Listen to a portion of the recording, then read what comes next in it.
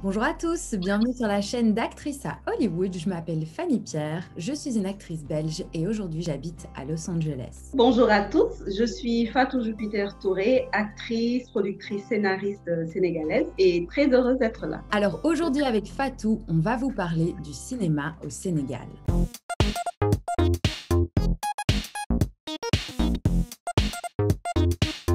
Si toi aussi tu prends tes rêves au sérieux, inscris-toi au cours en ligne avec moi sur www.actriceahollywood.com. Bonjour Fatou, merci beaucoup d'être avec moi aujourd'hui sur la chaîne. Bonjour, c'est moi qui te remercie. Alors, j'ai décidé, je suis vraiment trop contente que tu sois venue sur ma chaîne aujourd'hui pour parler parce que j'ai plein d'acteurs francophones qui viennent d'Afrique, de plein de pays d'Afrique. Et du coup, ça fait longtemps qu'on me pose plein de questions et moi, j'ai jamais travaillé dans aucun pays d'Afrique. Et donc, du coup, j'avais vraiment envie d'avoir ton expérience parce que toi, tu as travaillé dans plusieurs pays, dans des séries, dans des films. Et j'avais envie que tu puisses partager avec nous comment ça se passe au Sénégal et peut-être si tu as travaillé dans d'autres pays d'Afrique, comment ça s'est passé aussi pour toi. Donc, merci beaucoup d'être avec nous aujourd'hui. C'est moi. Alors, au début, j'aime toujours bien expliquer à mes abonnés comment on s'est rencontrés. Et, euh, et dans ce cas-ci, eh bien, c'est en fait, moi, j'avais contacté Jean Fall de la plateforme Tal. Fall, pardon. J'avais contacté Jean Fall de la plateforme Cinewax et il m'a introduit à toi. Et donc, je t'ai contacté. Il m'a dit, c'est une super actrice, elle est trop sympa. Et du coup, c'est vrai, je ne peux que le constater. Et, et du coup, voilà, ça a été trop gai de pouvoir rentrer en contact avec toi. Et j'avais envie que tu nous expliques un petit peu ton parcours et comment tu es arrivé aujourd'hui à avoir vraiment une super carrière, aussi bien en Afrique qu'à l'international. Bon, merci. Bon, pour la carrière, je sais pas. Je sais- Quand même, je- ça fait quand même des années euh, maintenant. ça va quand même. J'ai quand même fait beaucoup de choses dont je suis fière, vraiment. Alors, c'est vraiment par hasard, moi, que je suis devenue actrice. C'était pas du tout un choix. C'est à l'université. J'étais en fac d'anglais et je m'ennuyais un peu après le cours et une amie m'a parlé d'un atelier de théâtre. Donc, j'ai commencé par le théâtre. Petit à petit, c'est vraiment devenu une passion, mais sans que ce soit vraiment décidé que je devenais actrice parce que ça se passait dans le cadre de l'université. Et puis, j'ai eu à être pensionnaire du théâtre national ici, Daniel Sorano pendant un an, mais aussi, comme c'était aussi dans le cadre de l'atelier universitaire, c'était pas inquiétant. Mhm. Euh, et j'ai également fait une carrière, j'ai eu une petite carrière à l'international dans le théâtre où j'ai fait une tournée en France, au Brésil avant de revenir. Et donc, je dirais, en tout cas pour le moment, le chapitre actrice-théâtre, comédienne théâtre, c'était le chapitre fin, jusqu'ici en tout cas. Et c'est aussi par hasard que je suis rentrée dans le cinéma parce que parallèlement à la fac, j'ai fait une école de cinéma, donc réalisation, production, etc. Donc, comme j'étais aussi comédienne, il arrivait que je joue des petites scènes quand on avait des exercices. Et c'est comme ça, naturellement, que j'ai appris à apprivoiser la caméra, parce que peut-être c'était mes camarades de classe et tout ça. Mhm. Et j'ai commencé par faire des petites publicités, mais c'est parce que j'étais assistante de production et que voilà, un rôle me ressemblait, etc. Donc, encore une fois, ça ne ressemblait pas vraiment à un choix de vie ou de carrière. Au fur et à mesure, ça devient clair et il a fallu faire le choix d'être actrice ou de continuer, on va dire, une carrière un peu plus formelle. Et je suis heureuse d'avoir choisi d'être actrice. Ce que je retiens de tout ce que tu dis, c'est que tu es quelqu'un de très curieux parce que tu touches à plein de choses en fait. Tu aimes bien de t'intéresser à plein de choses différentes. Et du coup, tu t'es retrouvé souvent au bon endroit, au bon moment, où on s'est dit, ah ben tu pourrais convenir en fait pour le rôle. Et donc, C'est exactement ça. génial. Donc, c'est vraiment ta personnalité de personne curieuse qui s'intéresse à tout, qui a envie de savoir plein de choses, qui t'a amené finalement à te retrouver aux bons endroits, quoi. Je peux le dire comme ça. Ma conviction est qu'on a qu'une vie pour vivre ses rêves. Et que Mhm. ce serait dommage de ne pas essayer de les vivre. Pourquoi ça devrait être interdit si on est attiré après, c'est vrai. qu'il faut peut-être faire attention à ne pas se disperser, à faire des choses qui nous éloignent de nos centres d'intérêt ou voilà, de ce qui est vraiment important. Et jusque-là, je pense, en tout cas, j'ai le sentiment que tout tourne autour de la même chose, que ce soit le cinéma, la communication, le théâtre, etc. C'est vrai que c'était des hasards, mais des hasards qui correspondaient entre eux, en fait. Mais je suis vraiment, vraiment une grande curieuse de la vie. C'est génial. Moi, j'adore les gens qui croquent la vie à pleines dents. Ça me fait toujours plaisir. Alors, je voulais te demander par rapport ben justement à ton parcours, est-ce que tu as envie, parce que c'était un de mes abonnés ou une de mes abonnées qui m'avait posé la question, est-ce que tu as envie de partager, je sais que c'est difficile en tant qu'actrice de dire ça, mais ta meilleure expérience ou une de tes meilleures expériences en tant qu'actrice, quelque chose qui t'a vraiment apporté beaucoup en tant que personne peut-être? Alors, vraiment, chaque rôle a eu quelque chose de différent. Chaque rôle arrivait à une période différente de ma vie. Je dois dire que le personnage de Assitan dans la série C'est la vie on va dire, vraiment changé en douceur. Je veux dire, ce personnage très doux. Je suis à la base assez calme, mais cette vraie douceur, cette vraie façon de prendre sur soi, c'est pas vraiment moi tous les jours. Et j'ai pu observer, parce que ma façon de travailler, c'est que quand j'accepte un personnage, je suis ce personnage, c'est-à-dire je ne fais pas de frontière entre le personnage et moi. J'arrive sur le plateau et ça a été aussi notre façon de travailler sur C'est la vie particulièrement. On s'appelait par les noms des personnages. Jusqu'à aujourd'hui, quand sur le plateau de C'est la vie, on m'appelle Fatou, ça me perturbe. Je ne veux pas entendre Fatou. Alors, l'une des expériences marquantes sur C'est la vie, ça a été évidemment l'épisode où une jeune fille meurt dans des circonstances assez tragiques. Et donc, c'est ce qui déclenche vraiment l'engagement de mon personnage, la pousse à s'investir encore plus dans la cause des femmes. Ça a été un épisode très lourd émotionnellement à jouer. On ne comprenait même pas, c'était vraiment comme un vrai enterrement. Quand quelques mois plus tard, la jeune fille est vraiment décédée dans un accident de voiture, j'avoue que ça m'a vraiment bouleversée et je pense beaucoup d'entre nous.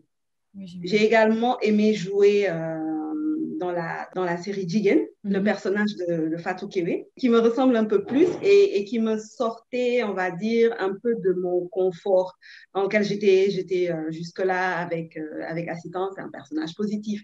Et avec les années, ça va faire bientôt 5 ans qu'on joue cette série. Donc, il y a quand même des petits, on va dire, des petites habitudes qu'on a prises.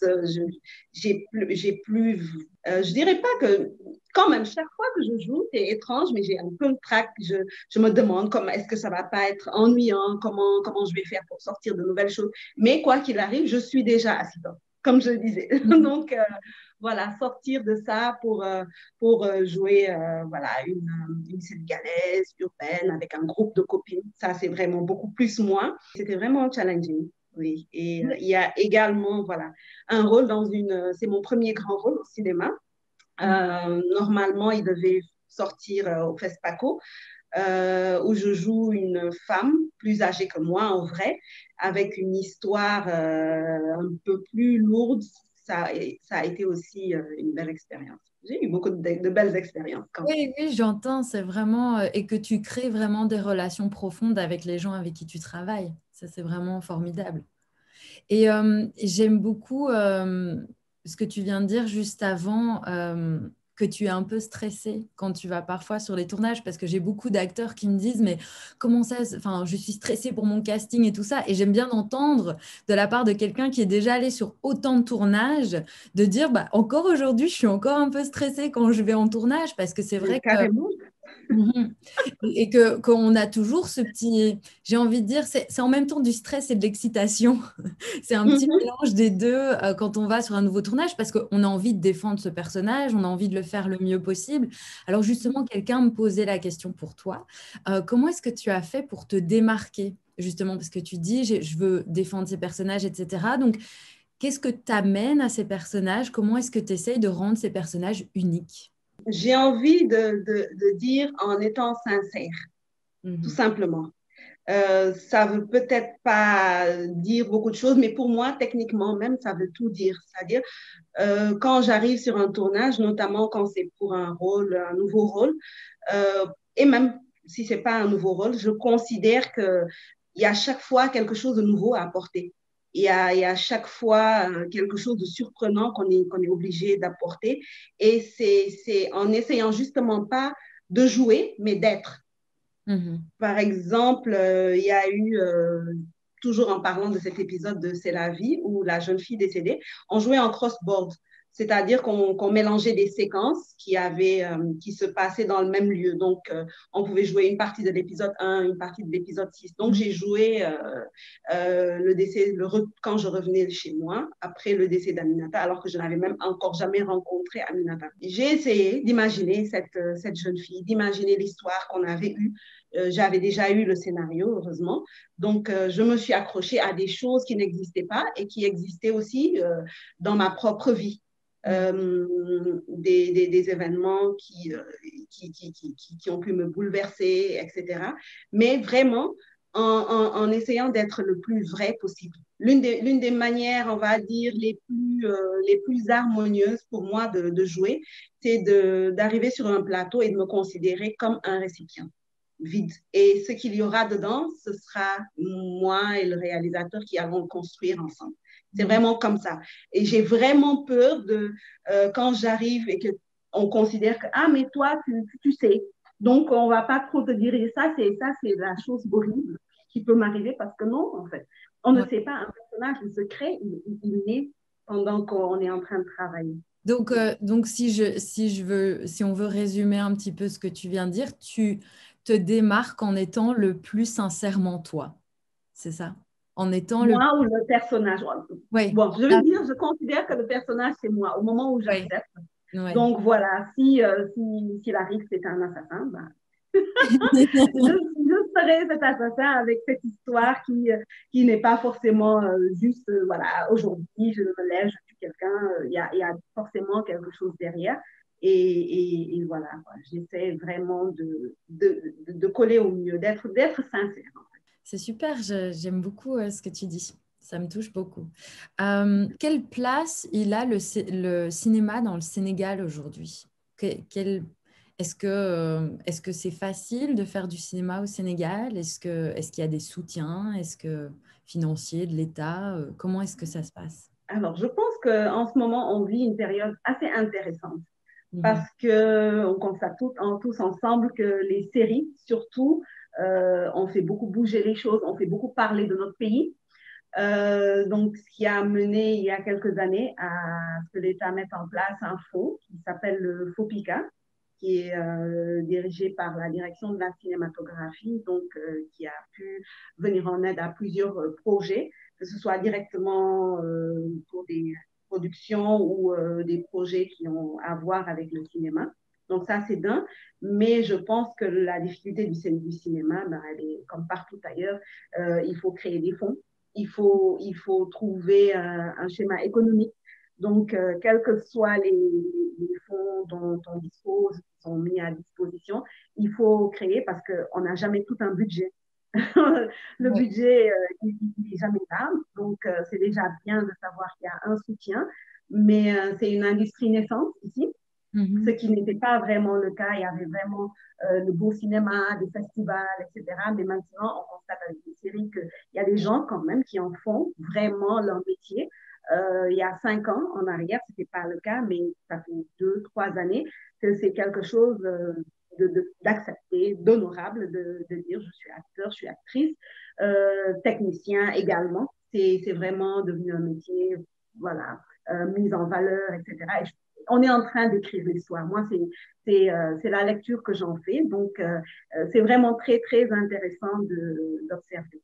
Je pense que d'ici quelques années, on pourra, comme certains pays anglophones en Afrique, voler vraiment de nos propres ailes et être une vraie industrie, on va dire, solide. Et j'allais dire, tu en fais partie comme actrice, productrice, scénariste, mais tu en fais aussi partie parce que tu as aussi créé un festival qui célèbre les films.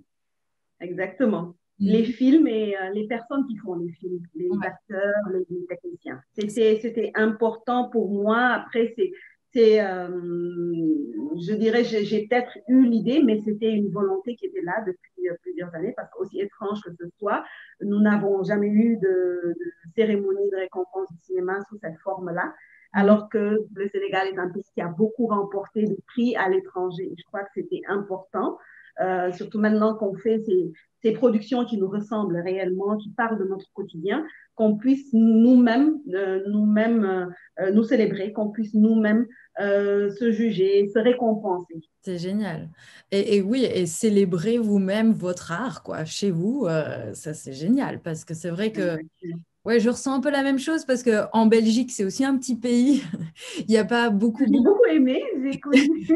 tu vois, moi, je viens de la Belgique et c'est vrai que comparé à la France ou aux États-Unis, maintenant où je vis, il n'y a pas beaucoup non plus de choses qui se font. Et c'est vrai que je suis toujours contente quand je vais dans un festival en Belgique où je rencontre des acteurs belges parce que je me dis, ouais, il y a quand même quelque chose qui vit ici et c'est important qu'on le célèbre nous-mêmes. Et quelque chose que j'ai remarqué, je parle de la Belgique, mais que j'ai remarqué, c'est qu'on n'était pas aussi fiers de notre cinéma que d'autres parfois célébraient notre cinéma plus que nous. Et je me disais, mais qu'est-ce qu'on a, nous, les Belges? Pourquoi on n'est pas fiers de notre cinéma, tu vois? Et je trouve ça super important que quand dans un pays, il y a un art qui est célébré à l'étranger, mais qu'on en soit fiers aussi, nous, dans ce pays, quoi. Donc, Absolument. du coup, ma prochaine question, c'est, eh bien, quand on veut être acteur ou actrice ou travailler même dans l'industrie du cinéma au Sénégal, par où est-ce qu'on commence? Comment est-ce qu'on fait? Du coup, cette question, et ça m'a fait sourire parce que je suis celle qui est arrivée dans tout ça un peu par hasard, en fait. Un peu par hasard. Après, quand même, depuis quelques années, les maisons de production organisent des castings régulièrement parce qu'il y a des productions qui se font régulièrement. Donc, je pense que la façon la plus classique, la plus simple, c'est de rester, par exemple, s'abonner sur les réseaux sociaux, etc., de ces chaînes-là et de rester à l'affût. Moi, je donne un autre conseil qui est comme si on considère vraiment que c'est un métier dont on veut vivre, etc. Il faut le faire comme si c'était un métier formel, comme si on a un diplôme en marketing ou ce genre de choses. Mais on se rend dans la société, on essaie de savoir où ça se trouve. On ne peut pas, pour moi, vouloir faire du cinéma et ne pas savoir qu'il y a une direction de la cinématographie. Donc, c'est faire des recherches sur Google, essayer de savoir qu'est-ce qui se fait, etc. Aller déposer des CV ou aller demander comment ça se passe, Mhm. s'il y a des formations. C'est vraiment aller vers l'information, en fait, Ouais. pour moi. Oui, je dis souvent aux personnes qui veulent commencer, si vous voulez que les gens s'intéressent à vous, intéressez-vous aux gens à Absolument. qui fait le cinéma et essayez de rentrer en contact avec eux, de voir leurs films, de voir dans les projets qu'ils font, parce que c'est comme ça que vous pouvez vraiment, si un jour vous les rencontrez, bah, avoir une vraie conversation avec eux sur ce qu'ils font. Et ça, c'est aussi agréable, je pense, pour les gens, plutôt que de venir toujours en disant, est-ce que vous voulez bien me prendre dans un de vos films ou quelque chose comme ça. Ça marche pas trop, quoi. Absolument, absolument. Donc pour moi, c'est vraiment ça, essayer de se former. C'est vrai qu'on a le conservatoire avait fermé, par exemple. Il n'y avait plus de formation pour les acteurs depuis une vingtaine d'années à peu près. Et Ouf. c'est très récemment que voilà, il y a eu de nouveau des formations qualifiantes professionnelles pour les acteurs. Si on n'a pas accès à ça, il y a Internet, il y a Google qui est une mine, un trésor. Voilà, il y a une chaîne comme la tienne, par exemple, où on peut apprendre des techniques. Parce que aller à un casting, c'est bien, mais avoir des armes, c'est aussi bien. Mhm.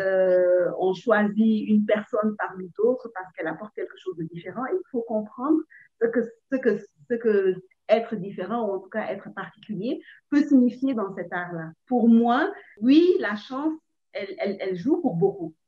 Elle a une part importante. Mais il y a également un vrai investissement personnel.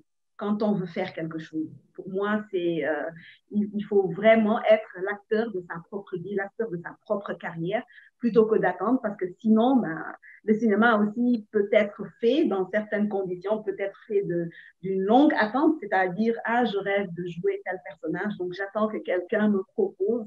Mais on ne sait pas qui est ce quelqu'un, on ne sait pas quand est-ce que ça va se faire.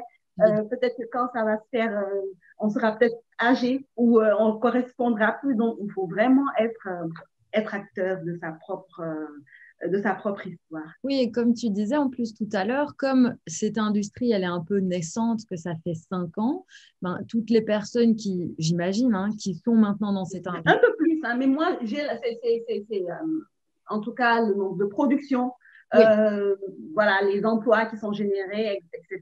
Ça fait vraiment 5 ans vraiment que ça bouge réellement, ça bouge tout le temps, tout le temps. Et donc, du coup, si quelqu'un, enfin moi, je me positionne toujours comme ça et je pense que c'est ce que tu viens de dire, que si tu veux faire partie d'une industrie, tu dois y apporter quelque chose. Comme toi, tu as créé ton festival, tu fais des scénarios, tu participes, tu fais monter les projets vers le haut et tu aides à développer l'industrie. Et je pense que, enfin, pour toute personne, et c'est vrai que les acteurs ont tendance parfois à se positionner un peu dans l'attente qu'on vienne les chercher.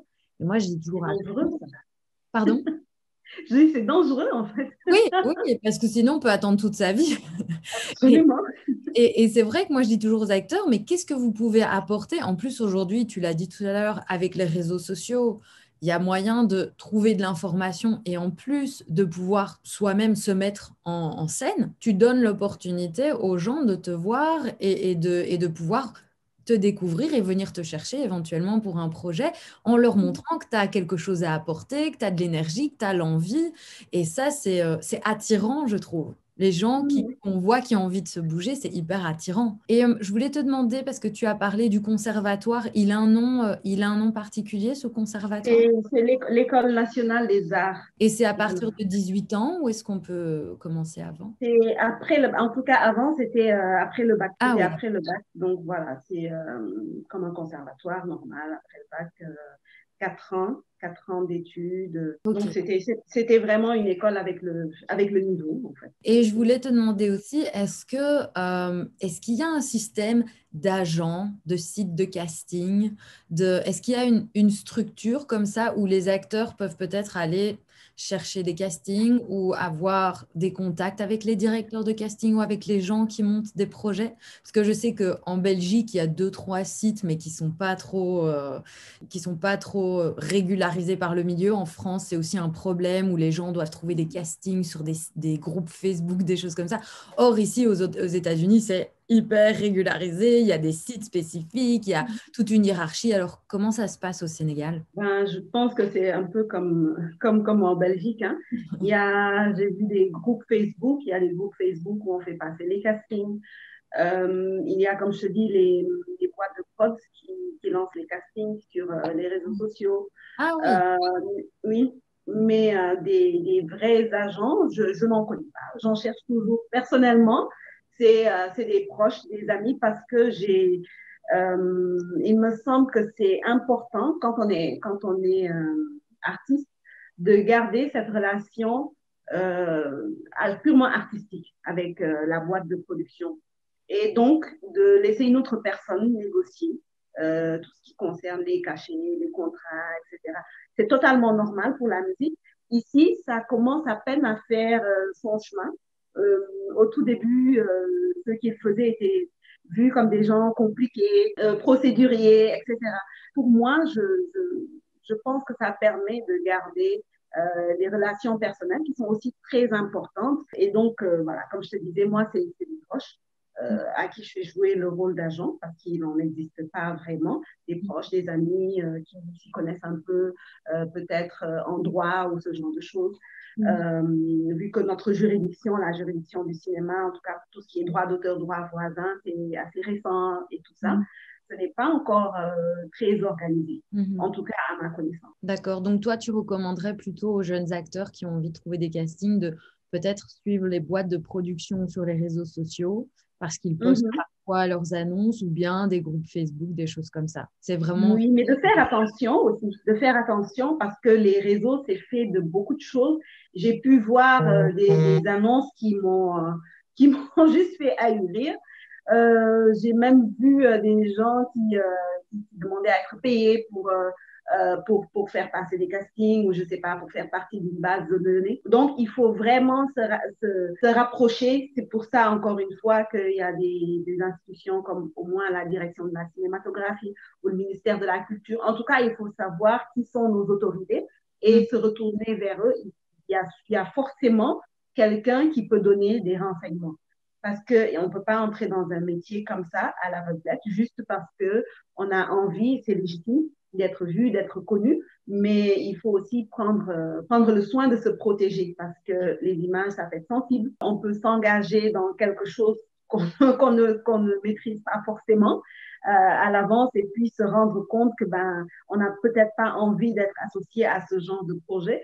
Donc, il faut faire attention, ne pas se laisser porter par la foule, demander toujours à voir le scénario, ne rien signer sans avoir au moins demandé des avis des parents, de proches, regarder, peser le pour et le contre avant de s'engager. Parce que ça peut avoir des conséquences qu'on n'a pas forcément envie d'assumer après. C'est difficile de dire non parfois quand c'est vraiment alléchant et que les gens nous disent qu'ils nous font rêver avec plein de choses et tout, mais je pense que c'est vraiment une force de pouvoir dire non oui, comme tu dis, de vraiment se renseigner sur les gens, les projets, tout ça, avant de se jeter. Parce que, ouais, c'est un problème dans tous les pays, hein, partout dans le cinéma. Je ne sais pas pourquoi spécifiquement, mais il y a beaucoup de gens qui essayent d'abuser d'autres gens.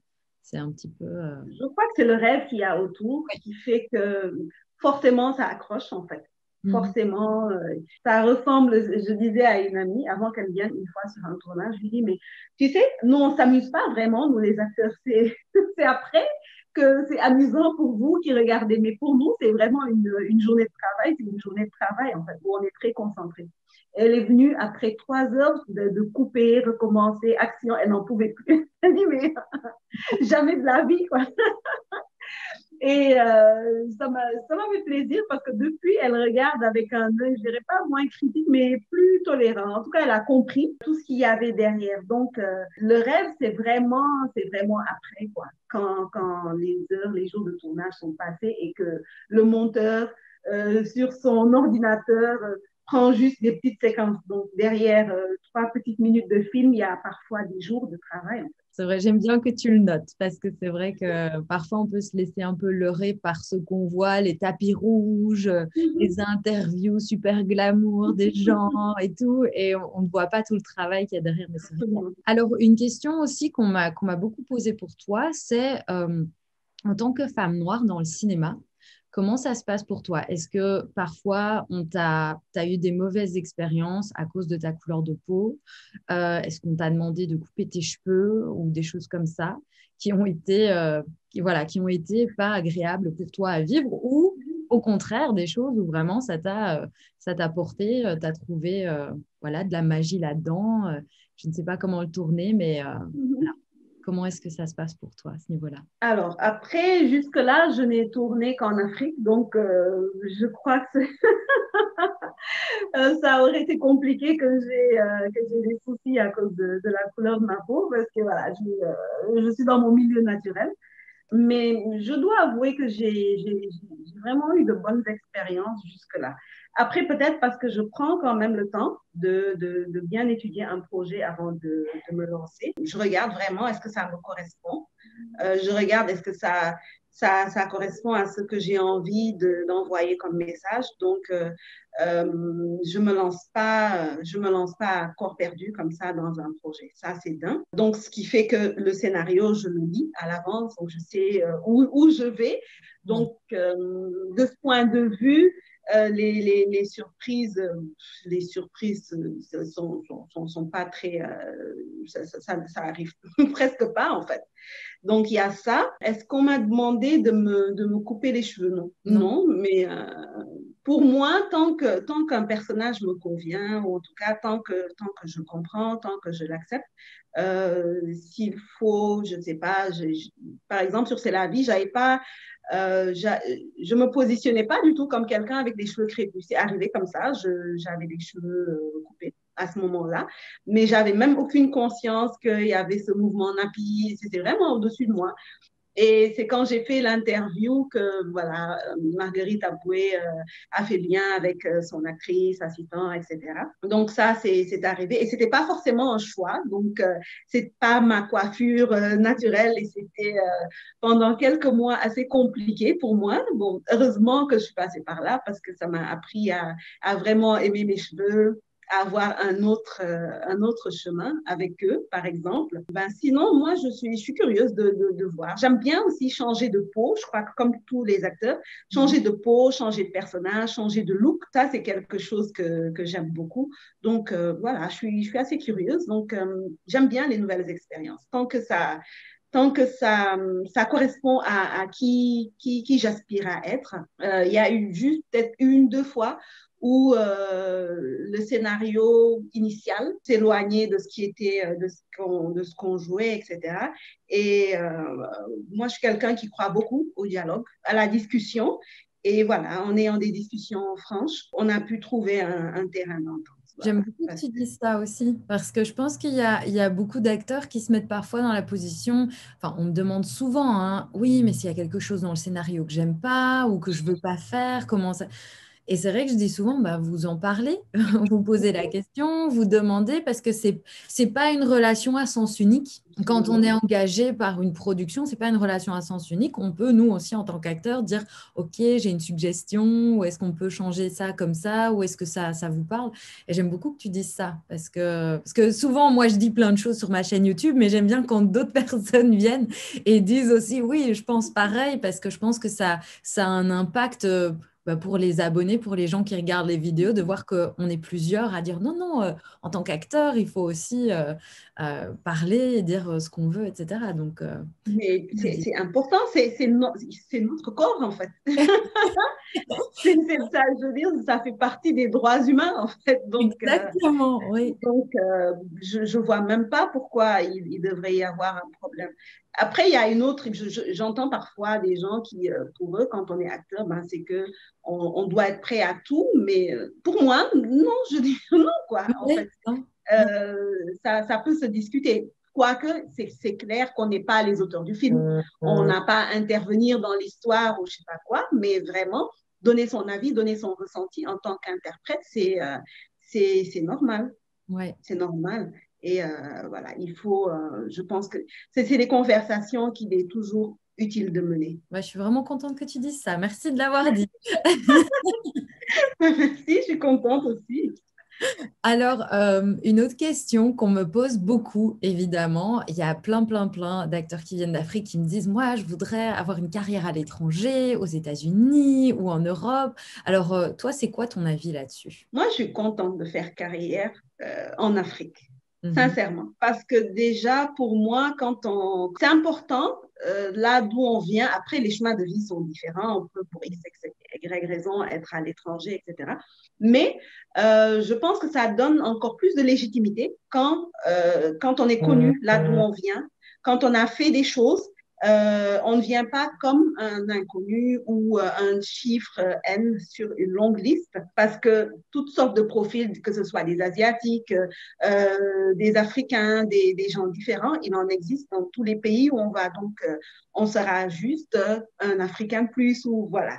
C'est mon avis. D'abord, vraiment s'implanter là où on est, faire les choses, se tester, être dans un environnement, on va dire, sécure. Comme je t'ai dit tout à l'heure, j'ai jamais eu à avoir des réactions racistes ou je sais pas quoi, parce que je suis chez moi, en fait. Je peux être docteur, je peux être chef d'entreprise, je peux jouer des rôles importants parce que les choses se prêtent à ça, parce que ça fait partie des réalités ici. Bien évidemment que ça apporte un plus de jouer à l'étranger, bien évidemment. Mais moi, je n'en fais pas une fixation. Je pense que d'ailleurs, le monde est tellement ouvert que les films faits ici ont totalement leur place ailleurs. On a vu dernièrement le film de la Sénégalaise Mati Diop, Atlantique, qui a remporté, c'était les Césars, la dernière cérémonie des Césars. Donc, un film tourné au Sénégal. Et voilà, quoi. Ça s'est pas tourné ailleurs, ça s'est tourné ici. Et je crois que le monde en est là. On voit des films qui se tournent chez nous. Pour moi, c'est important vraiment de participer à développer le secteur où on est chez soi. Si les circonstances sont favorables, c'est vraiment important. Après, chacun son choix de carrière. Après, c'est une question très personnelle, hein, je pense aussi. C'est une question très personnelle. Mais pour moi, l'une de mes plus grandes fiertés, ça a été d'aller tourner au Ghana, par exemple, une série panafricaine, tourner à moitié en anglais, en français. C'était un défi et d'aller voir une autre forme de cinéma. Je crois que c'est là où j'ai eu vraiment un déclic, où je me suis dit, mais attends, ces gens, ils sont loin, en fait.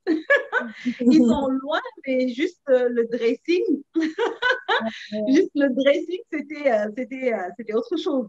Alors qu'ici, j'ai joué dans vraiment de grosses productions, mais c'est une autre organisation et ça m'a montré en fait que c'est totalement possible, totalement à notre portée. Donc moi, c'est vraiment développer les choses d'ici qui me parlent. J'aime beaucoup ce que tu dis aussi parce que moi, je l'ai vécu d'aller dans un autre pays en arrivant, en n'ayant pas eu une méga grosse carrière avant, etc. Et c'est vrai que ça peut amener beaucoup de frustration parce que peut-être que pour certaines personnes, ça sera parce qu'avec leur couleur de peau, dans le pays où ils vont, on leur donnera pas des rôles de médecin ou quoi que ce soit parce que il y a des stéréotypes. Moi, personnellement, c'est mon accent qui fait qu'on va peut-être pas me donner aussi des rôles d'avocate ou des choses comme ça parce que j'ai un accent et que voilà. Et c'est vrai que si on n'est pas prêt à être dans une autre industrie, peut-être que l'industrie à la maison, ça peut amener effectivement beaucoup de frustration ou même nous faire croire qu'on n'est pas fait pour ça ou quoi que ce soit, alors que peut-être que dans notre pays, on serait une star, quoi. Donc, je pense que c'est vrai que c'est génial de rêver. Moi, je dis jamais à personne de ne pas croire en ses rêves, mais tout est valable. Et il n'y a pas qu'un type de carrière, il n'y a pas que être une star aux États-Unis qui est valable. Il y a plein de moyens d'avoir une carrière géniale, d'être hyper épanoui dans son métier. Et voilà, j'aime bien que tu dises ça. On est d'accord. On est d'accord. Alors, Quoique, hein, ce serait cool, actrice à Hollywood. mais c'est ça, évidemment. Et c'est comme tu dis, enfin, moi, ça m'est arrivé, c'était complètement par hasard, c'est pas un truc que j'ai choisi. J'ai rencontré mon mari et c'est pour ça que j'ai déménagé ici. C'était pas du tout un choix de carrière, mais on ne sait jamais ce que la vie va apporter. Et on est encore jeune, et donc on ne sait jamais, peut-être que dans 5 ans, on tournera ensemble dans un film ici à Hollywood. C'est tout ce que je me dis. Oui, absolument. Ce serait génial. Donc, C'est très possible. voilà, c'est ça, tout est possible. C'est ça qui est. Absolument. Est-ce que du coup, tu aurais quelques conseils de choses qu'on n'a pas parlé, que tu as envie de donner aux jeunes ou moins jeunes, aux personnes qui veulent travailler dans le cinéma au Sénégal ou en Afrique en général? En tout cas, je donnerai le conseil qu'on m'a donné personnellement quand je commençais ma carrière. C'était mon metteur en scène à l'université. Il m'a dit, ici, c'est un tout petit milieu. Les mêmes gens que tu rencontres au début de carrière, c'est avec eux que tu vas finir ta carrière. Donc, c'est vraiment un petit milieu où tout le monde se connaît. Donc, sois sûr de faire des choses qui sont en accord avec toi. Sois sûr de savoir dans quoi tu t'engages parce que l'envie est là, la fougue de jeunesse, c'est pas facile de résister à la possibilité d'être reconnu, etc. Mais pèse toujours le pour et le contre. Demande conseil. Entoure-toi des bonnes personnes et un plan de carrière. Aujourd'hui, quand tu commences, tu te situes là et demande-toi dans 5 ans où est-ce que tu veux être et comment tu vas faire pour y arriver. Il faut toujours se renouveler et chaque fois se dire je ne sais rien, je viens d'apprendre à commencer. Je viens de commencer et être sincère avec ça, vraiment. De ne jamais oublier, en tout cas d'avoir comme comportement, c'est une humilité qui ne se laisse pas marcher sur les pieds. Voilà, être humble parce que c'est comme ça qu'on apprend parce que c'est comme ça que les bonnes énergies viennent vers soi, mais savoir dire non, savoir dire stop, savoir poser ses limites sans forcément frustrer. Mais que ce soit clair. Quand on refuse, on dit non. Vous disait quelqu'un chez nous. Donc voilà, tu n'as pas besoin de casser les verres pour le dire, mais dis-le. Donc voilà, c'est les quelques conseils qui m'a dit. On n'était pas souvent d'accord à la fac. J'étais très jeune et j'en profite pour lui demander pardon. Tu as toujours eu raison, Gorosek. Il est réalisateur, producteur et professeur enseignant à l'université, Gaston Berger. Ils étaient deux d'ailleurs avec Célou Diallo. Et voilà, à l'université, on les a beaucoup fatigués, franchement. Mais ils n'ont jamais eu tort. Ils n'ont jamais eu tort. Et j'ai été vraiment très émue une fois où il m'a appelé pour me dire je suis fière de, c'est quelqu'un qui n'a jamais fait de compliments, jamais. Et de dire, je suis fière de dire que voilà, t'es passé par mes mains, tout ça. Là. Ça, c'était le conseil que j'ai reçu et que j'ai plaisir à partager. Il a raison, tu peux être fier, il peut être fier, lui, de t'avoir rencontré au tout début. Hein. C'est vrai que c'est magique. Moi, j'ai quelques élèves aussi aujourd'hui et c'est vrai que quand je vois des personnes qui, pour la première fois, jouent devant moi, je me dis toujours, cette personne pourrait devenir demain, avoir des Césars, des Oscars et tout. Et c'est quelque chose de très spécial de voir les gens pour la première fois quand ils sont tout jeunes. Donc, ouais, il doit être fier, je le crois. Est-ce que, du coup, c'est ma dernière question, est-ce qu'il y a quelque chose que tu aurais aimé de savoir avant de te lancer et que tu dis maintenant avec les années, j'aurais aimé savoir ça, comme ça, peut-être, je sais pas, j'aurais pu éviter des erreurs ou quelque chose. Moi, je pense que c'est par rapport à tout ce que être reconnu dans la rue implique. Parce que comme j'ai commencé par le théâtre, une fois qu'on a joué sur scène, ça y est, c'est fini, le travail se fait, c'est sur scène en fait. Et le cinéma, la télévision a quelque chose de différent, c'est que on n'a jamais fini en fait. À chaque fois que quelqu'un regarde l'épisode, surtout maintenant avec YouTube et tout ça, on joue en permanence. Donc, c'est vraiment quelque chose que je prends avec reconnaissance, mais qui me surprend toujours. Quand on me reconnaît, ça me... Je suis toujours... Ah ouais, comment vous me reconnaissez? Parce que je trouve que je ne ressemble pas au personnage souvent et ça me surprend toujours. Donc, ce que ça implique, qui n'est pas forcément négatif, c'est... je suis hors des écrans, je suis vraiment quelqu'un de très réservé, très timide. Je suis vraiment très, très contente que les gens viennent, mais c'est, comment on fait pour, voilà, quoi. On aurait dû me briefer sur ça, je trouve. On aurait dû me briefer, mais j'en suis contente quand même. J'en suis vraiment reconnaissante. Bah oui, j'imagine. Ah ouais, c'est génial. Merci beaucoup, Fatou, d'avoir partagé avec nous plein de bonnes choses comme ça. Merci.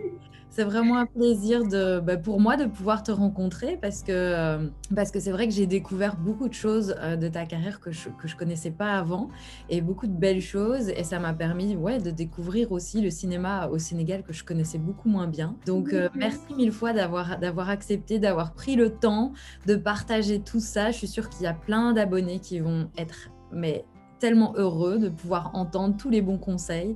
Donc, voilà, merci mille fois. Merci, c'est moi qui te remercie infiniment. Merci à Jean d'avoir fait le lien entre nous. Je suis vraiment très, très contente et merci aux abonnés pour les questions parce qu'il y en a qui m'ont fait réfléchir, qui m'ont fait voyager dans le temps, qui m'ont fait réaliser que du chemin a été parcouru et c'était quand même un beau chemin sur quelque chose qui n'était pas du tout évident au début. Donc, merci pour ce moment. Merci beaucoup. Avec plaisir. Écoute, je mettrai en lien dans la description les liens vers ton Instagram, vers tout ce que tu as envie. Tu peux m'envoyer comme lien et je les mettrai. Et donc, évidemment, vous allez suivre Fatou pour voir sa super belle carrière et découvrir encore plein de choses que peut-être vous ne connaissez pas sur elle. Et voilà. Merci Fatou. Je te fais un bisou. À très bientôt. À très bientôt. Bye bye. Bye bye. Bye bye.